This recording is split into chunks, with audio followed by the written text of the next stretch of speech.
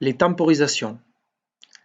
Sous step 7, il existe 5 temporisations qui ont 2 formes différentes chacune. Vous voyez, donc la forme bloc fonctionnel et la forme ladder ici. Mais en fait, ce sont les mêmes. Donc j'ai pris la off dt qui correspond à la SF ici. Pour cela, je vais vous le montrer en faisant une simulation. Vous voyez, je l'ai mis en marche. Dès que je vais arrêter, je vais mettre à 0 le i0.6, la temporisation va démarrer pour les deux. Vous voyez, la temporisation démarre. Et ici, on est bien les deux qui sont allumés, elles vont s'éteindre en même temps. Vous voyez. Donc la seule différence, c'est la forme, soit bloc fonction, soit ladder. Donc pour le type de temporisation, donc on va retrouver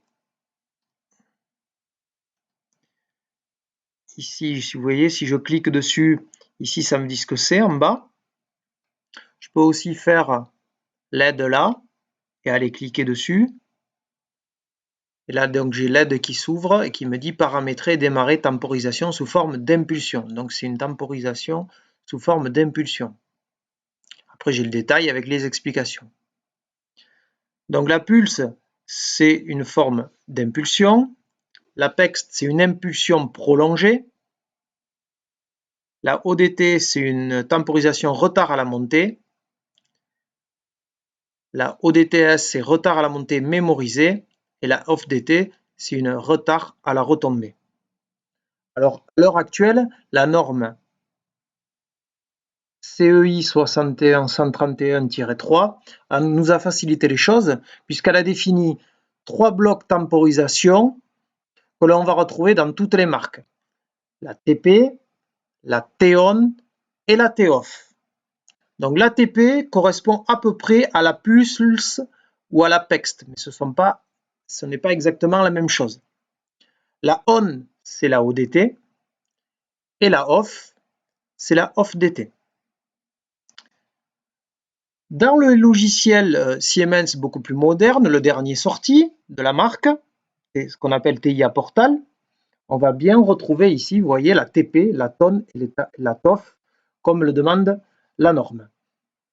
Si on prend la marque Schneider, avec le logiciel Unity, qui est un logiciel qui est déjà assez ancien, on va retrouver la TOFF, la TON et la TP aussi.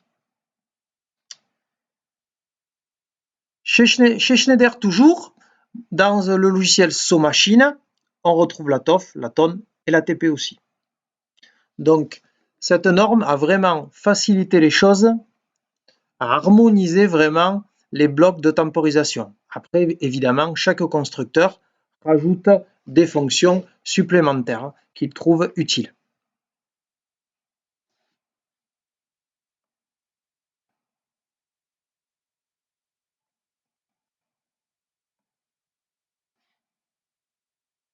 Ça n'a pas pris. Ça n'a pas pris.